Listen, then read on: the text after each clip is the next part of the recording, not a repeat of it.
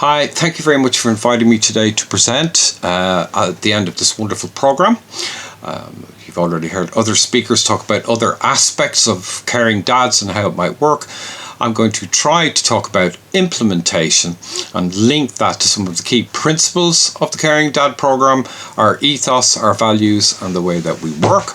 And it may be that I'm able to talk about some useful learnings that we've gathered over the years about how to bring this program into action in your communities. So our basic principle really is quite simple. If the child has to deal with them, then we have to deal with them.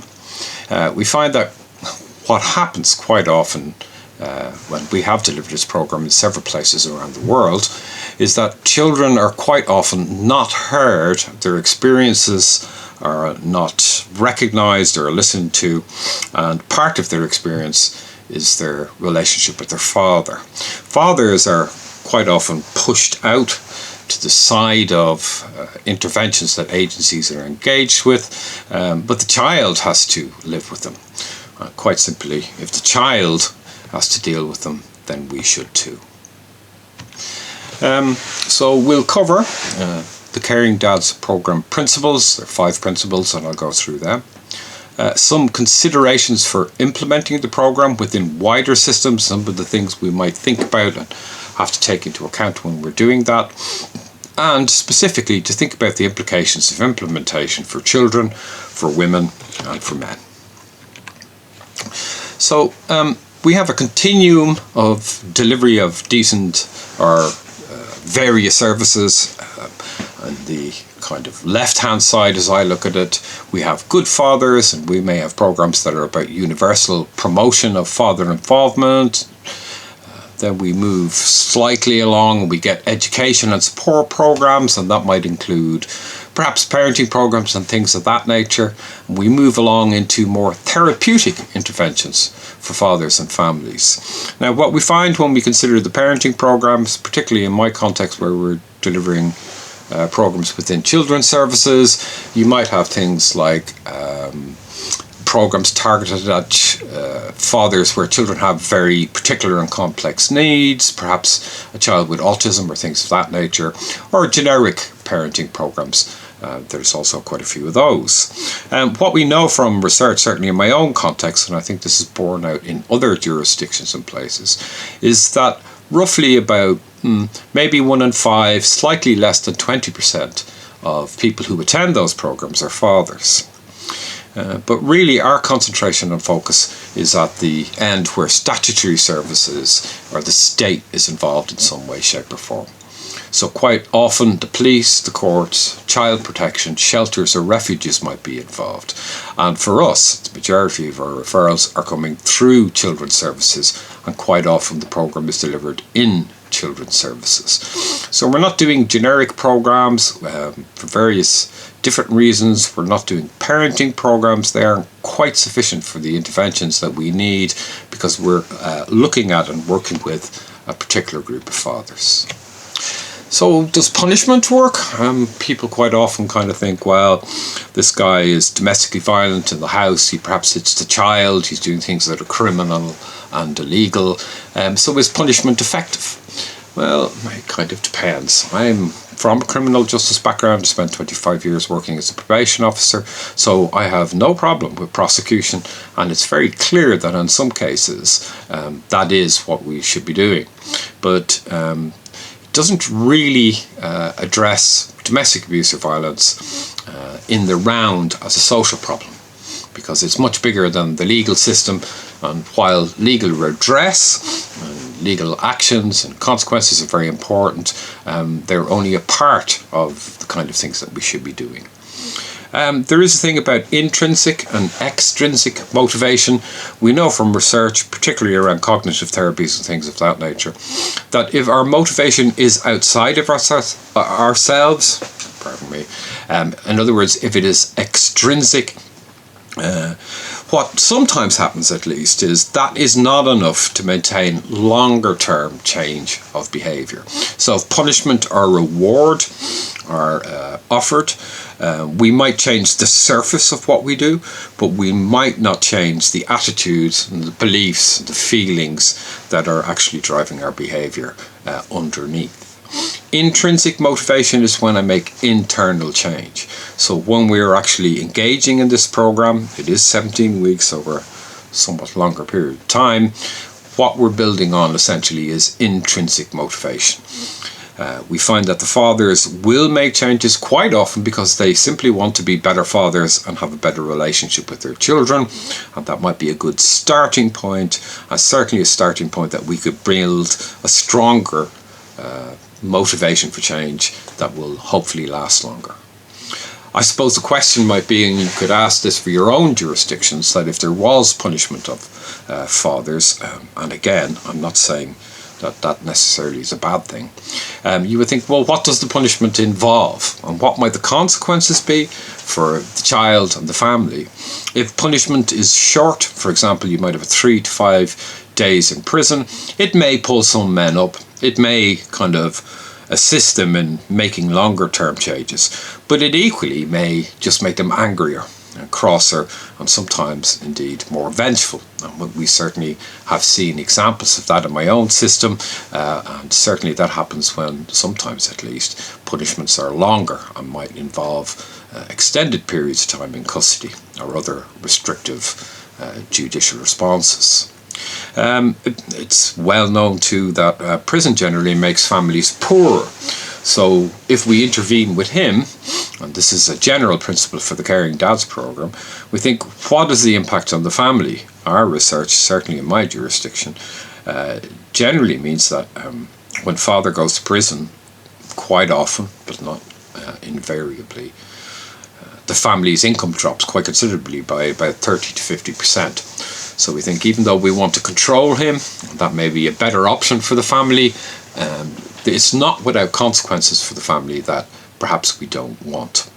So as we tell the men on the groups, and as we all know, because we're all working probably in some sort of social system with social problems, interventions that we deliver in the best way possible, we have no magic wand. If we had a magic solution to sort these problems out, we would have done that already. We would have already waved the wand and fixed the thing. So Caring Dads has a place to play, but only within a wider system of responses. But what we do see is very typical patterns recurring again and again, and in all jurisdictions we have worked with, we get something that might look a little bit like this. That in some way, shape or form, the domestic abuse and violence that's happening in the house comes to the attention of services or the authority or the local government or the municipal authority. Now, we respond in many different ways, but a not untypical response is to try to, in some way, shape or form, get him out of the house. Now, we can see that in some instances this might work very well. In some instances, this may give the woman space for thought and action, is typically how we would describe it, and she may then be able to make decisions without thinking about how he would respond to the decision. In a controlling environment in a family, quite often if the person is very domineering and dominant, people aren't making free choices. They aren't deciding what would be best for them. They're thinking about how might he respond. So in that instance, it may be that having time and space for action would be a good thing for a mother and for her children. It is, of course, predicated on the notion that you would receive appropriate and prompt support at that stage. So the system has to be getting into gear. That may involve, for example, finding her alternative accommodation, somewhere else to live. That of itself is quite challenging for families because, for example, the children may be well settled in school. Maybe it wasn't that easy to get that child into school. Maybe one of the children has specific needs, medical needs of some description, behavioural needs, and might be keyed into other parts of the system where the child is getting support and help with what problems they might have. So if we move her, it may be that there are other consequences, support, advice, both formally and informally. Informally is not to be underestimated. Her sources of support may be in the community. Quite simply, it may be her mother, her father, her friends, her sister, other people like that. And for her to move may mean that she kind of finds access to those sources of support a bit more difficult. But if we think about what's happening to him, so if we take him out of the house, quite often we don't know what's happening to him. And this of itself is quite problematic. The man, and I have talked to many men in this situation, may actually be kind of semi-homeless, that's quite possible, or other option might be that he will be perhaps living with his own parents. That would not be uncommon. Men in this situation often tell me that they miss their children. He might be anxious, he might be depressed, and not untypically he might increase his alcohol intake, or perhaps if he's using substances he might do that too. The fact is, in the main, we really don't know what's going on with them. Now this is an opportunity to be working with him, and perhaps a point where extrinsic motivation might turn into intrinsic motivation. We also know that he can game the system from this position, that he may ring child services and make perhaps vexatious or malicious allegations, or just take up a lot of time of the social worker, who is usually in a position of trying to understand what the dynamics in the family are, and is hearing very different stories about this. Quite often mothers are also left in the position where the responsibility for protection of the child or children falls on them. If he is out of the picture, she is the one who's going to have to go to official meetings, perhaps to court cases, perhaps meetings with the social worker, and at the same time still things that the children might need, like just routine vaccinations perhaps, or things of that nature. So not only does the full burden of parenting in the family come to her, the full volume of protection of the child also falls to her. This is somewhat unfair, and essentially really we have, on occasion, not always, but we have situations where we have a default kind of a sexist notion, that we reinforce the notion that she is the one responsible for care and nurturing and bringing up both emotionally and psychologically and physically the children.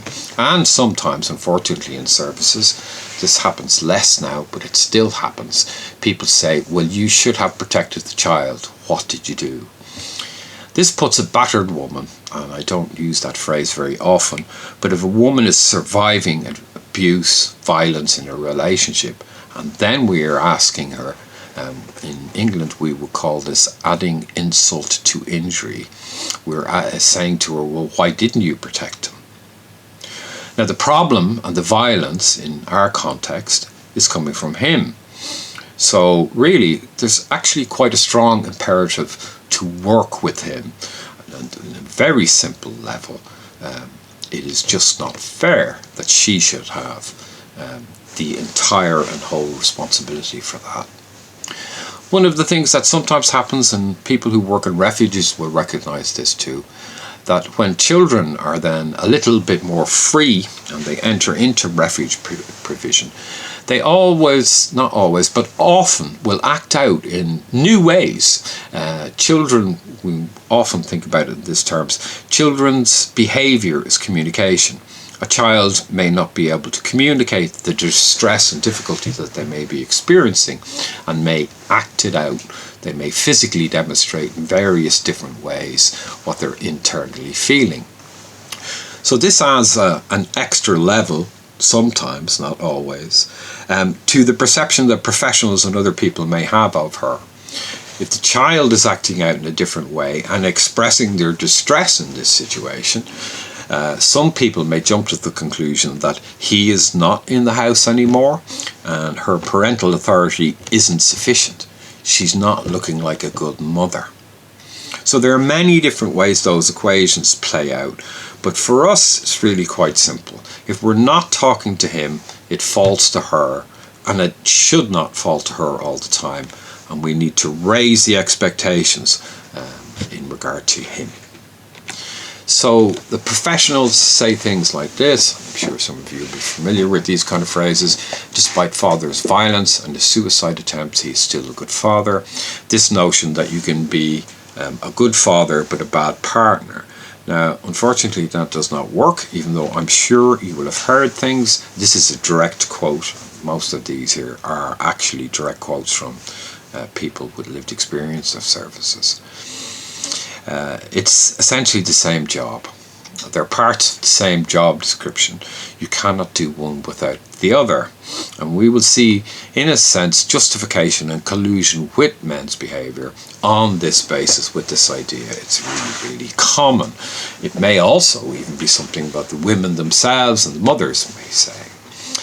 Father is uncaring and horrible, but he'll be all right with the baby and he wants to bond. Now we know bonding with children, an attachment model is quite, an important thing. But here what we see is the rights of the father being prioritized over the rights of the child. And we have this plays out quite often in groups. So for example, a man might insist that he have contact with his child. And when I have conversations with the man, it'll be something like, he'll be telling me all about why he shouldn't have to pay to go to court, why he shouldn't have to go to a contact centre. But my response generally is, what is the child's right in this situation? And generally the child's right is to have safe contact and a safe relationship with the other parent. So we have to think about it from the child's perspective rather than continually reasserting father's perspective. In courts in the UK, there is, I would argue, people might argue against me, but there is a de facto presumption of contact.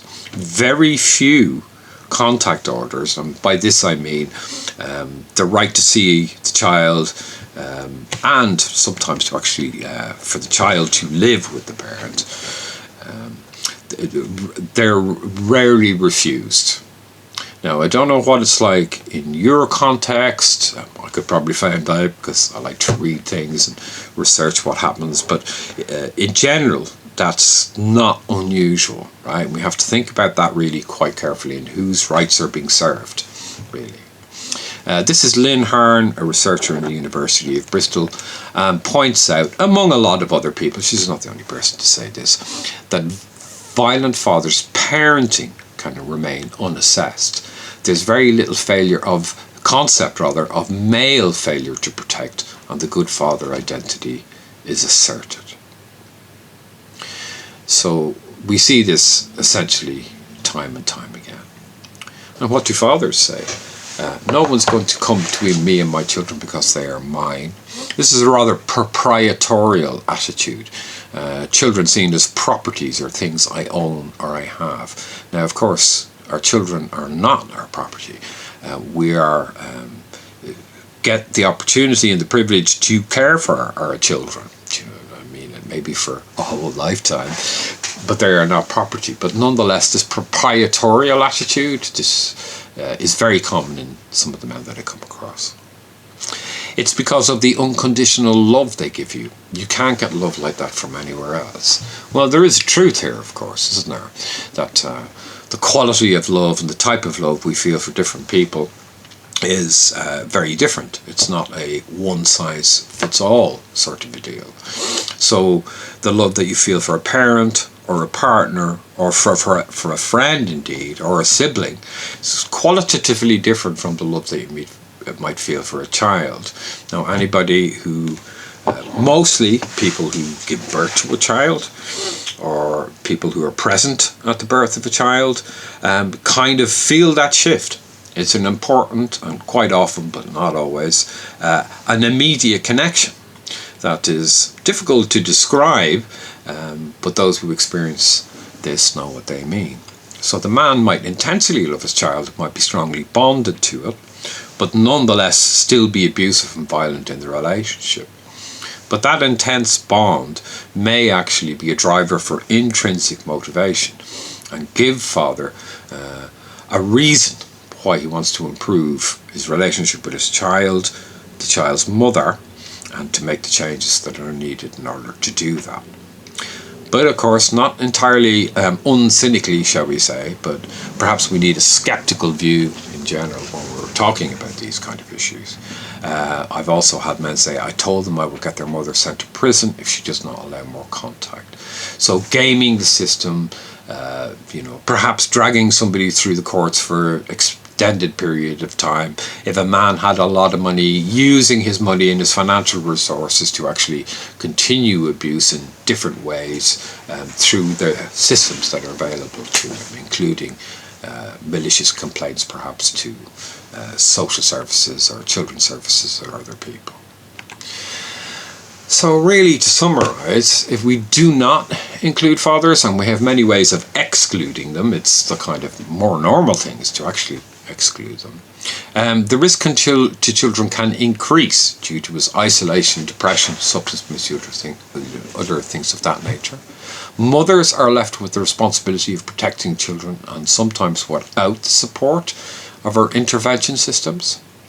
Fathers move on to other families. Interestingly enough, they don't tend to decide to be monks, take a vow of celibacy and kind of retire to a monastery. Much more likely they move on to other relationships. So that is abandoning the contact or relationship they have with their first family, shall we say, just to describe it in some way. But they are actually a greater risk in the new families.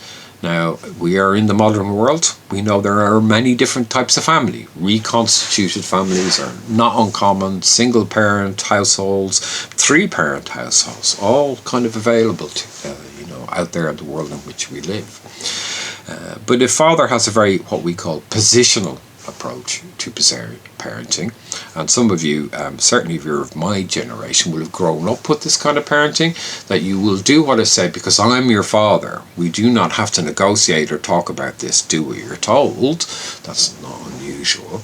You can see that if a man is already kind of tends to be abusive, self-centered, with a sense of entitlement in his relationship with his partner or ex-partner or wife, he may then transfer those attitudes to his children, and it's difficult enough when there is biological children, but when they're his stepchildren, there is an increasing possibility of conflict, and the research tends to bear that out.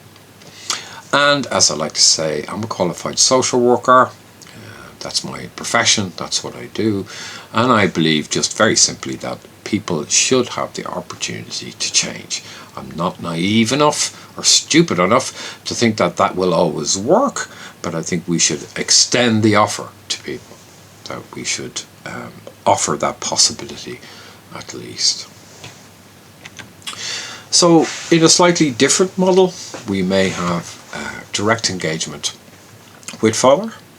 We keep him accountable for keeping the family safe. We do with him what we frequently do with mothers, which is to safely plan with him, to work out what kind of risks he's presenting and what we can do to mitigate those things. Probation may be involved, other agencies involved. You could do that or achieve that in a number of ways.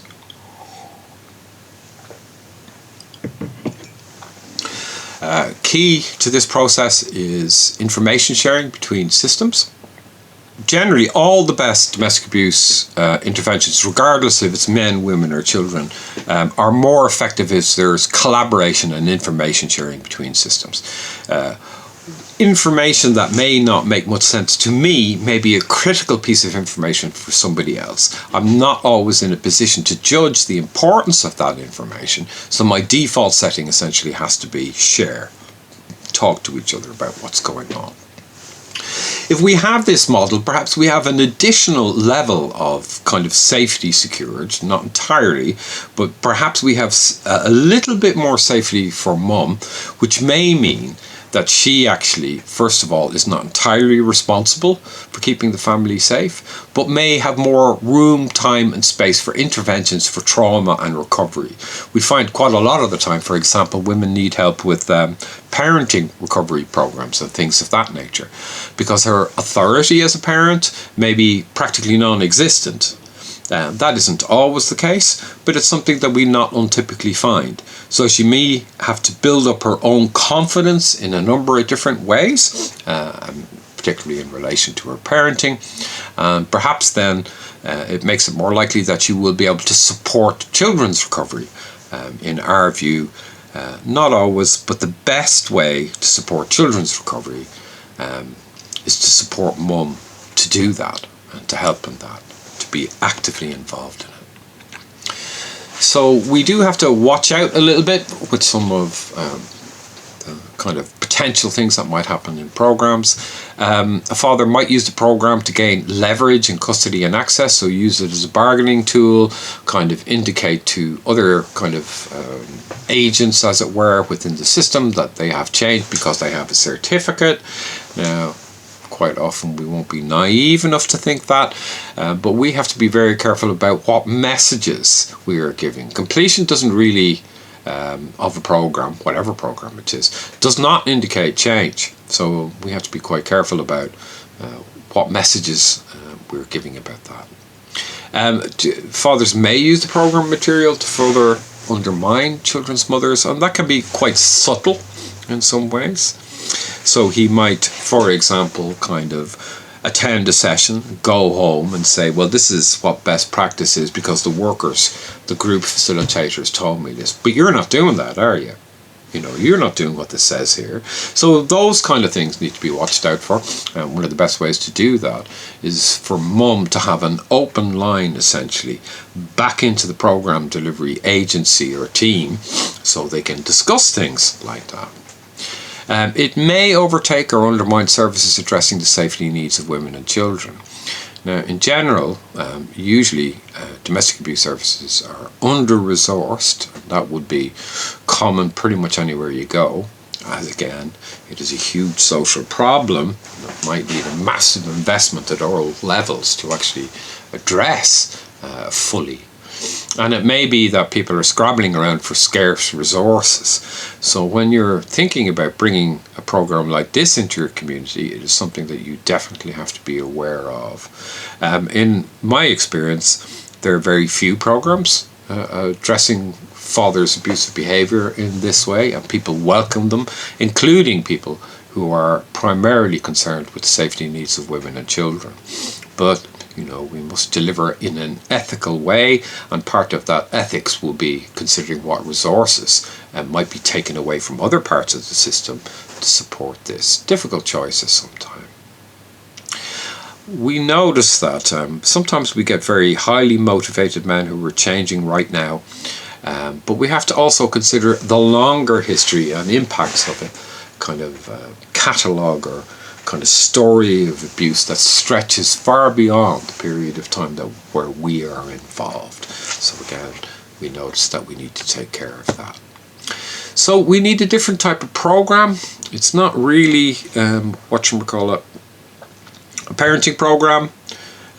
You know, nothing wrong with parenting programs, but this is a different thing. And neither is it, strictly speaking, a perpetrator program that just addresses domestic abuse. We feel that there's a massive gap in the system, and that is about addressing abusive men's fathering and the patterns that we continually see in this. And in this way, we may, to an extent, contribute to diminishing or lessening intergenerational transmission of gendered violence through parenting. So there are quite a lot of rationales, and I think I've gone through them. But the basic idea is, and I'm sure you've heard this already today, it's 17 weeks of 2 hours, usually 8 to 12 fathers, any more than 12, and you're really in a class rather than a group. They're not the same things. Mostly through, in the Canadian terms here, Children's Aid or Protective Services, but you may call them different things in different places, and sometimes through criminal justice agencies. We require that arrangements from other contact are in place at all times. Mothers do not have to take up the contact, and they're not required to do so. There's no obligation on their behalf to do that. But even on a very simplistic level, good manners, if we're working with a father in a family, she should know about this. She should know what's involved in the program. She should know the content, things of that nature. And talking to her may give us a much clearer notion of what risks she is likely to experience, and indeed, if there are risks from him during the course of the program, we could address those. Coordinated case management, again, that's just about information sharing across the system. And if we don't do that, and if we haven't set it up in such a way that we can do that, don't run. It's quite simple. Don't do it. So we had this basic stance. We kind of think, well, who do we allow in and who do we allow out? Because every time when we're starting off a program, that's really basically we're starting off. We're thinking about referral pathways and who's appropriate and who's not appropriate. So some fairly short but basic rules we have about that. If the man really needs to drink every day in order just to function, probably not the place for him. There's a big difference between what we will call binge or episodic drinking and chronic long-term alcohol problem, but we really basically refuse or will not allow men into group if they have been drinking on that day. Some men whose denial is extremely high, who feel like, oh, I never did anything, you know what she's like, the courts are anti-men, I'm not as bad as my father, all of those kind of denials and justifications, we've heard all of those. But generally those men vote with their feet. In other words, they don't turn up. So for us then, kind of, what message are we giving back into the system about that? What does it indicate about his willingness to change his behaviour in order to secure better outcomes for his child and his partner or wife? So we have to not just kind of be happy with, okay, he didn't turn up. We have to think about what do we say back into the system about what that might imply. Low risk people, so in other words on the other end of the continuum, the general kind of fathering programs, no, not for us. There's some research that indicates putting low risk people into higher risk kind of interventions actually makes them worse, so we try not to do that. Men with a history of investigation for sexual interest in children or any concerns around, no, we don't do that either. Our basic principle of the program is, at least one of them, is to try encourage the man to have a closer relationship with his child, so you can see how that will be contraindicated to men who have sexual interest in children. We don't take men who have no contact with their children, because sometimes actually people are referred onto the program to test out if they should have contact with their children. We're not an assessment group. That isn't part of our function. We can talk about what that contact is like, because he will talk about it, but we're not there to see if contact is okay. That's generally the social worker and the court's job, not ours. Also, on a very practical level, it's kind of rather depressing to sit in a group with men who were talking about contact with their children in the past week, and week after week he goes, no, I haven't seen my child, I haven't seen my child. And we also ask men to practice what we are kind of talking about and working through in the group between sessions. There's not much point. You could sit in a group 2 hours every week, do nothing at all in terms of changing your behaviour or practicing changing your behaviour, how you interact with your child and the children's mother. I mean, what's the point in that? So you can't just warm the seat, as they say. You actually have to be actively involved. On occasion, it doesn't happen very often, but it does happen that and it will happen with any group program and any group of people you're working with. Sometimes it's going to make it worse. And so you have to be keenly tuned into that. Now, I have run a lot of programs, and I can only think of a handful of examples when this happened. But it does happen. And it's a strong indication, yet again, about why we should be contacting mothers. So an example might be every time he goes home after the group, he shouts, he roars, he drinks a lot to such an extent. And the one family I'm thinking about, where mother and her daughter had to leave the house, and this was happening after he attended sessions. And I didn't hear about it. Maybe it was 3 or 4 weeks in, so we just took him off the group. We talked to him about it quite frankly, but it certainly was not helping either him, and it was definitely not helping his partner and their daughter.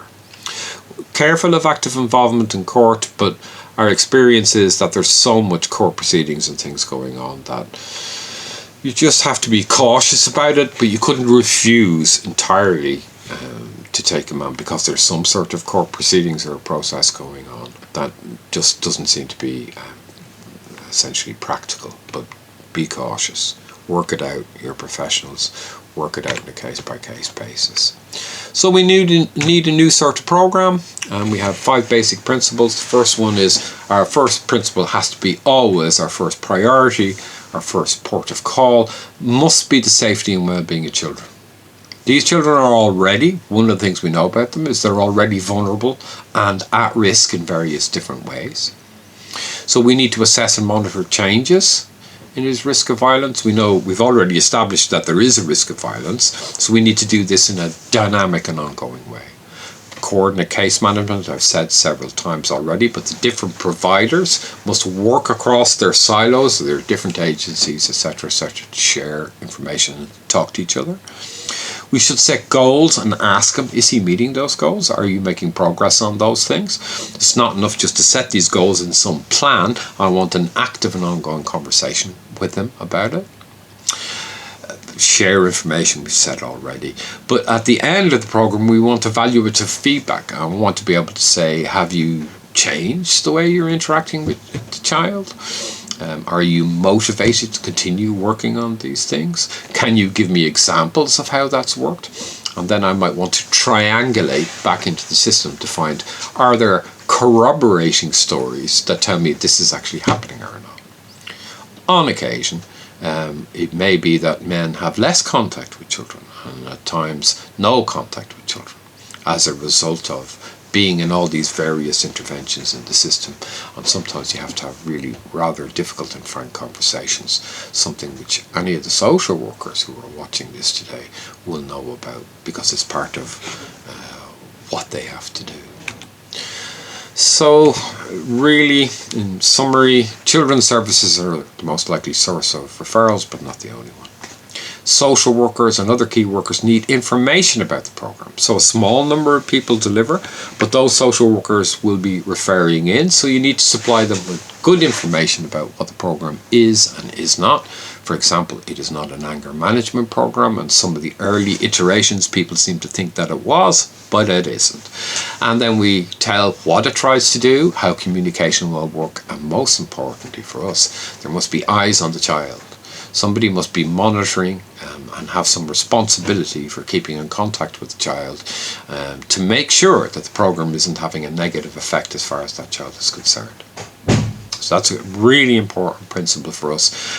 We won't, for example, sometimes what happens is people want to refer to us and close the file in their agency. We won't do that. You know, somebody in some way, shape or form, you have to ensure that somebody is knowing what's going on for the child or children. So you may, in agencies, have interaction at both the management and the delivery level. So we may have to have a common understanding of what we're trying to do across the whole of the hierarchy, perhaps, of an agency.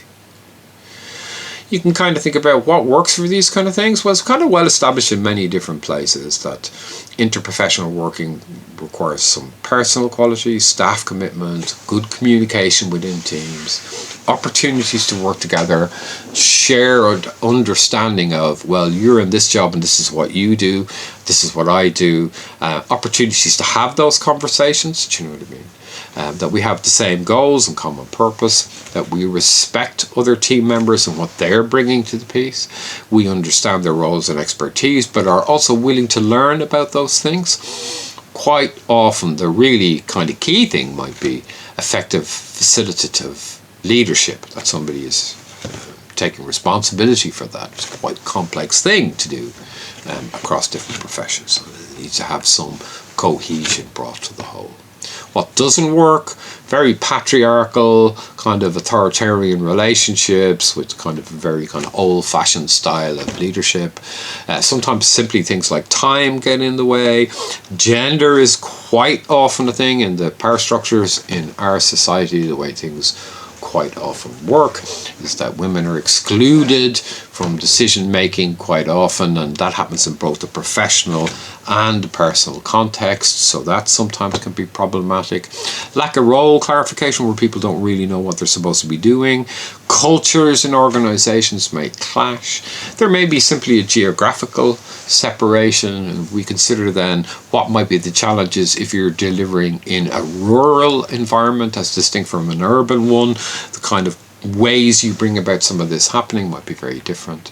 Different employers, obviously, and then there are professional boundaries and hierarchical role boundaries. So watch out for those things when we're in the mode of, how would I say, implementation.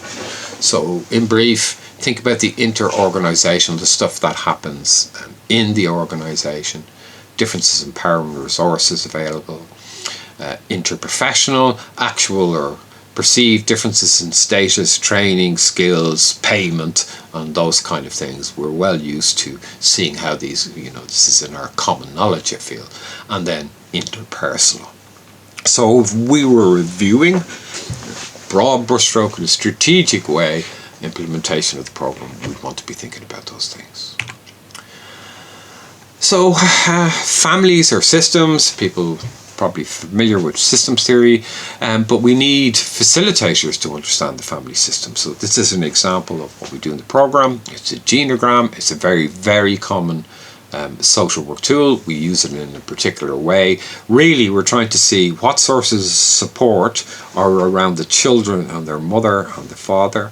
We're not doing a genealogy. We're not going past the centuries and so on and so forth. But if an important source of support for Thomas here is Thomas's grandmother, then we will include them in the picture, and we ask the men to draw these things up themselves and talk about them in the group.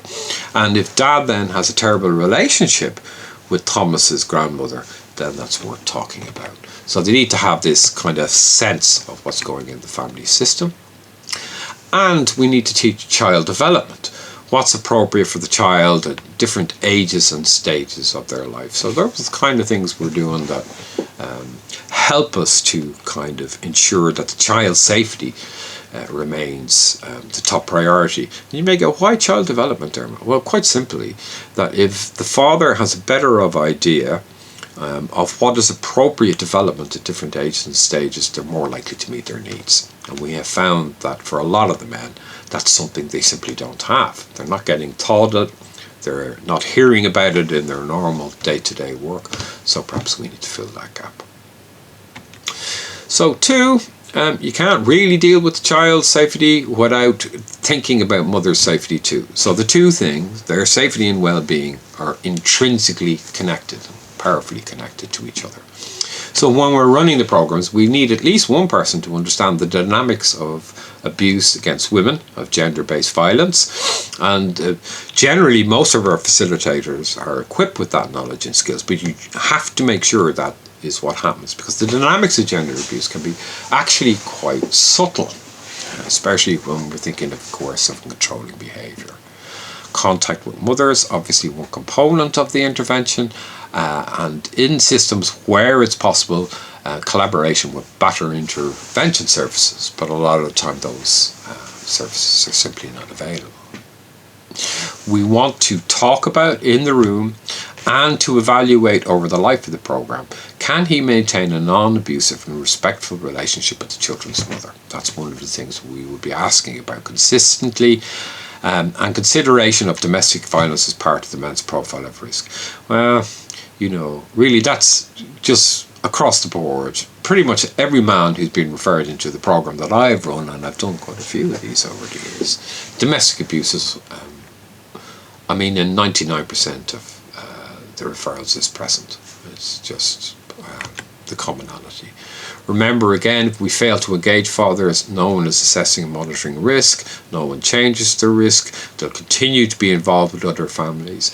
But if the referral fails, this is an indicator of, particularly if they drop out at a kind of early stages of the program, that's a quite strong indicator of increased risk. So we need to kind of pay attention to that as well.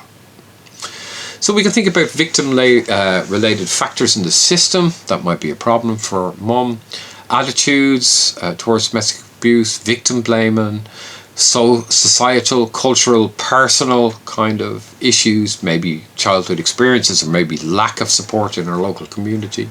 The severity and extent of emotional abuse and enduring psychological effects.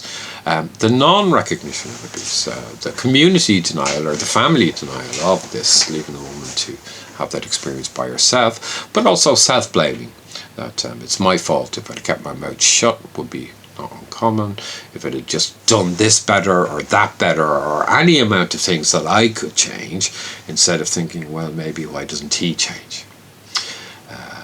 Mum's fear, and don't underestimate the fear when we're risk assessing. If women have extreme or high levels of fear, that's a red flag in no uncertain terms. They're probably making an accurate risk assessment, and that's one of the ways that you can tell as professionals that this is something that I need to pay attention to. Material, obvious social and legal factors, and they may include being dependent on the abuser, either psychologically or financially, because money talks, as we all know. Economic status, poorer women are going to find it more difficult to access services, pure and simple. Legal status, and that may include nationality or immigration status and things of this nature, well attested in the sector, there's just no two ways about it. Child responsibility status and the legal status is quite important here, different to different jurisdictions, but that may be something that, well, as professionals in your local areas, you'll know more about than me. Social integration or lack of social integration and support, and perhaps quite simply language and communication barriers. So victim-related factors in the system and interpersonally that stop women accessing appropriate services. In the system, people may have negative perceptions of social care and justice.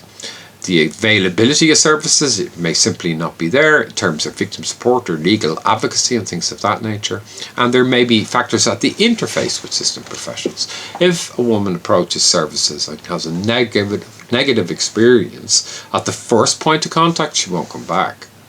That's not always the case, but it presents a significant obstacle. So we all need to be presenting the same face, if you see what I mean. And that's not easy to achieve. And then the availability of safety measures and what might be available to us to put in place to secure, or at least to help to secure, her safety. Evidence-based risk assessment, I mean, these 6 factors are well attested. You'll have your own risk assessment, but we know separation, particularly where there is child contact, is a high risk time. And of course, that's something we often ask for. We ask, get them out of the house, get them away from the place, separate the two of them out. We tell her not to contact them. But at the same time, we know that the peak risk period for lethal violence is the period just after separation. There are various different calculations, bits of research about how long that period might be. But we know that it's internationally attested in jurisdictions all over the world. So we have that paradox there that's always going on. Pregnancy and new birth, what we might call the perinatal period. Women are in increased vulnerability and risk, and quite often his behaviour escalates, or sometimes, I think in about 30% of cases, behaviour starts or escalates during the perinatal period. Escalation, you need to ask her about that, if you see what I mean. So it's kind of quite important. Women are risk assessing these things themselves all the time, not always and not consciously, but really, in the main, it's in her interest to do so. So perhaps we need to listen to what she has to say about this. Cultural issues, people use cultural justifications, they'll use political justifications, they'll use familial justifications. It's not justifiable.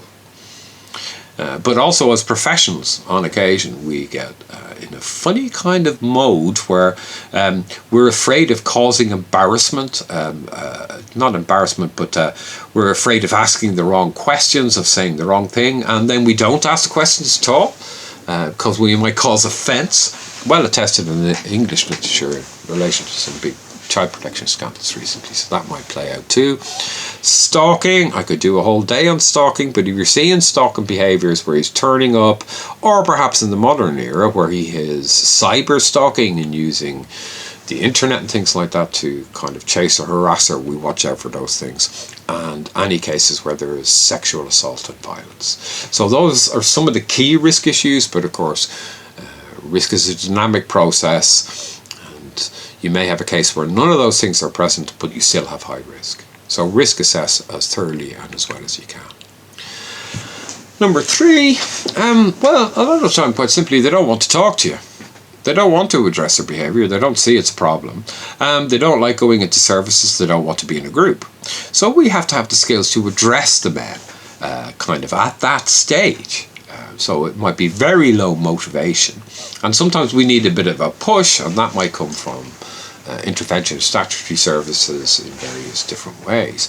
But we also need to be skilled about what do we want at this stage. So if I expect a man to come into my group on the first occasion, or the first time I meet him before a group, because we generally meet them beforehand, and I expect him to take responsibility fully for all his behaviour and tell me all the changes he's going to make, that's an unrealistic expectation. My first job is actually to get him in the room, to engage with them, to start to build a therapeutic alliance so we can continue the conversation. I am not such a wonderful human being or worker or social worker that just because of the power of my argument or discussion with him in one session that he starts to change. That's ludicrous. So really my first job is get him in the room. And once we do that and I'm engaged with the conversation, maybe from that point I can make progress. So we should take a therapeutic position rather than an educational or authoritarian stance. He's better at that than you, the authoritarian bit, do you know what I mean? I should be empathic, especially in the initial stages, rather than confrontational. I may have some challenging conversations further down the line, but it's not my job at the very start. I should do an ideographic, that just means fit the person. So a lot of my earlier conversations are finding out about him, talking to him about his perception of the situation. If I'm going to try to help him resolve the problems, I need to define the problem with him and be very clear that we have a common understanding of what it is that need to be changed. I should be respectful because I should mirror the behaviour I want to see in him towards his partner, his wife, his child, and indeed other professionals. So being punitive or pejorative or putting him down or moralising is simply not effective. So it doesn't mean we avoid the challenging conversation, but timing is important. Have I said this before? Get him in the room. That's what I'm there to do. That's what I'm there to do. So I need to make a judgment about where is he in this process. Some of the men actually may be further down the road and into making changes already and want advice and discussion about them. That's fine, that's great, because I want to range a man in the room if I can, and that man may be very helpful to the other men, because if he's a little further down the process of change, maybe the other men will in fact quite often listen to him more than me. But in the main, I got a lot of men who are at a very early stage quite ambivalent about changing, and I need to think in terms of what will work here. So I ask him, let him talk. Ask him if he knows why he is here. I'm thinking about the first time that I meet him. Ask him to tell you about his perception of what is happening in the family, including involvement with services. Listen carefully. Don't fight him. Don't waste your energy. If we could have fixed what is going on with one conversation, we would have done that already. So number 4, we need to focus on child-centered fathering rather than child management skills, because he's got a lot of child management skills. They're generally based on fear. He makes the child do things by threats, humiliation, and sometimes by physical violence. So we need to move away from all of those things, and we need to have a relational kind of form of parenting going on, not child management, understanding child behavior. So It is very helpful if we have people in the room who are kind of parenting practitioners or have experience in problem solving with parents like that. We find that brings a lot, because they will bring some parenting challenges without a shadow of a doubt. And again, we need to be clear about what we're doing in the program, that we're not a parenting program. And we also have to think about services for children's mothers, particularly where they have completely undermined her ability to discipline and to parent. We have a particular take about discipline. We don't teach this. On the left-hand side here, timeouts, 1, 2, 3 consequences, very typical sort of things that you might find in parenting programs. I am not criticizing parenting programs. I'm just saying that they're not an appropriate intervention in the main with our group of fathers, even though it's something that they might go on to do perhaps afterwards, and we've had that. Our idea is think about the underlying issue, change your demands, quite often extremely unreasonable demands on the men's part, arrange situations so they don't come up, and we talk about praise, recognition, and natural consequences. Our fifth principle, now it's a quite interesting one, this, and it needs a little bit of thinking through, but dads have eroded their children's emotional security, and in order to build up that, to rebuild trust, the pace of change and the potential to relapse must be taken into account. So always include a voice for the child in any stage of the program. My way of thinking about this is that the parents make so much noise, and in fact perhaps the professionals make so much noise that the child cannot be heard. I now notice this in myself in the rooms, that I have to continually remind myself of this, because I find it very easy to get sucked into the drama of what's happening between the parents and not consider what the impact of the child might be. So really what we want to be looking at is the ability to develop safe, predictable relationships with the children and what might be involved in that. And of course, that implies that we have a good understanding of how children are coping, or managing, or impacted by what's been going on in the family. And we need to have some quite detailed, sometimes rather deep conversations about those things to get a true understanding of the child's world. We need to talk about the appreciation of the impact of past abuse. It's not sufficient to kind of go, we'll draw a line in the sand here, and from that moment on it will be different, and we'll just forget about what happened in the past. That's not a realistic way to actually make progress.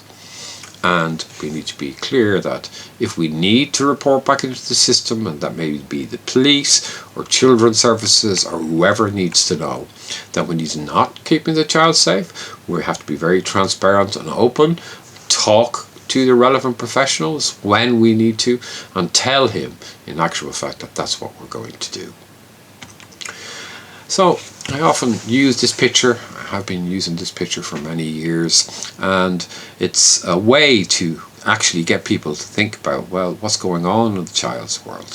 So in actual fact, this is Spider-Man. If we were in a training program, I'd actually make you guess what's going on here, and you would take a little while, and some people will get what it is. But this child's world is not a safe world. This child has a conversation. It is a child's picture.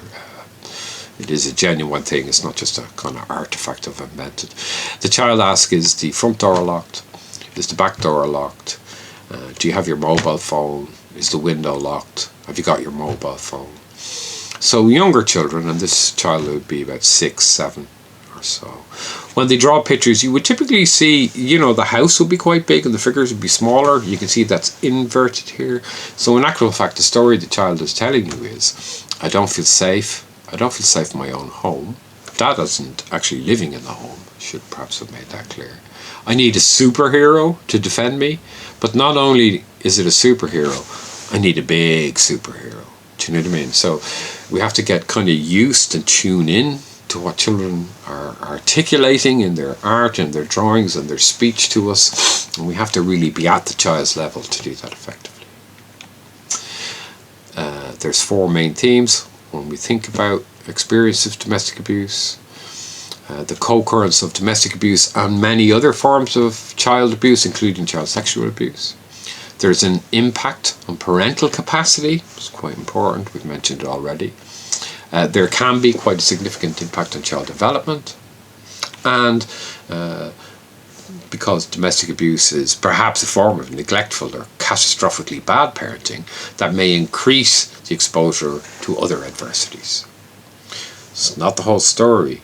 What we must always be aware of is children's resilience, how direct work might help children, what are the system responses that help kind of secure their safety, and not to be underestimated their own coping and management strategies. Quite often their individual strategies or their collective strategies, how siblings support and help each other out. And perhaps that's a good way to start that conversation, because then we can see what we can build on. When assessing children, think about the severity and nature of the violence, the length of time the child is exposed to that violence, and indeed the length of time that individual incidents take. Because from the accounts I have heard, both from children and their parents, some of these events are taking whole days. And we hear one story that somebody rang the police, but the child's experience of it is all day and all night. I sometimes feel that part of the story, as it were, is quite often missing. We think about gender, ethnic origin, age, disability, and other issues that might be important. The warmth and support the child receives in the relationship with their mother, siblings, other family members and extended family members.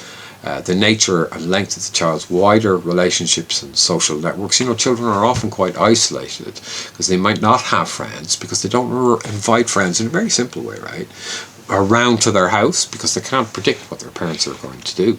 It's too embarrassing to invite anybody around to my house because I don't know what daddy's going to be like. And of course the children's capacity for an actual level of self-protection. I have to be a bit careful with that one.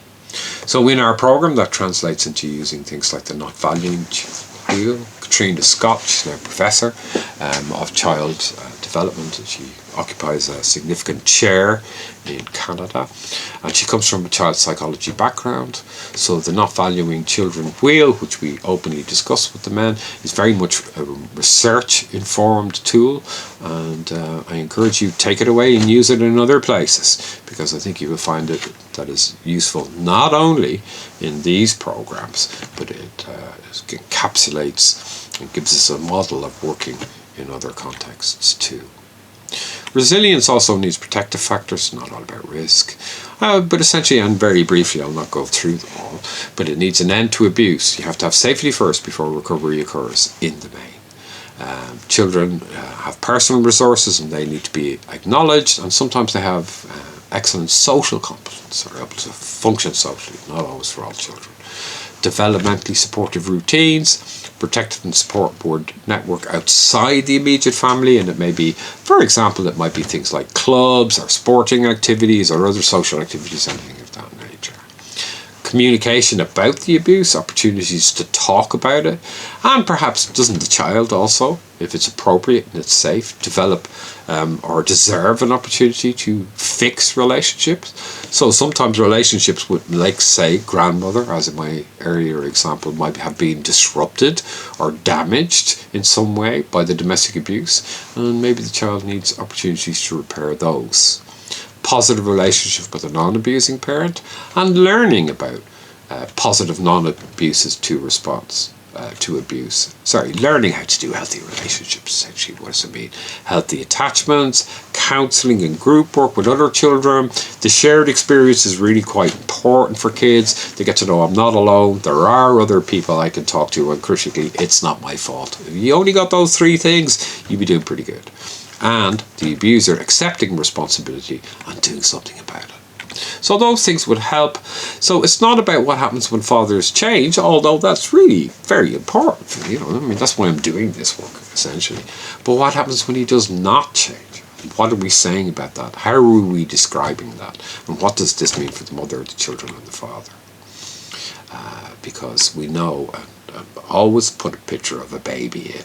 This is a scared baby. And the reason I put the picture in the baby is that collectively we quite often fall into these kind of mythical stuff that the child was too young to be affected. The child will recover. The child didn't hear. The child didn't see. The child isn't impacted by.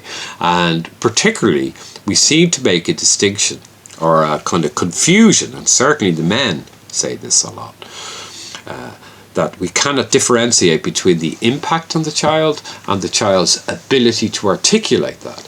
And in a sort of way we get the two things confused, because the child can't tell us in words. Sometimes, certainly a lot of the men, translate that into the child wasn't affected, and you can see that that is clearly not true.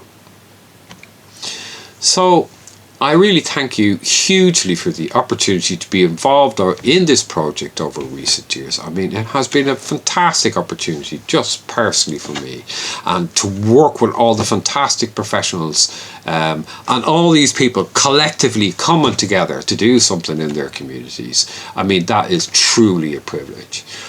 All the people in Estonia, Latvia and Slovenia and other places, because there's other kind of waifs and strays that have come and gone. So I thank you all, but I really have to reserve a particular thanks to Sigrid and Keita just for being awesome, just for their perseverance and their good humour throughout. And it's just been such a pleasure to work with them. And of course, to all the children, the women and the men who've been involved in the project. So change is possible, and it does happen. I think that's from me enough. And thank you very much. Bye.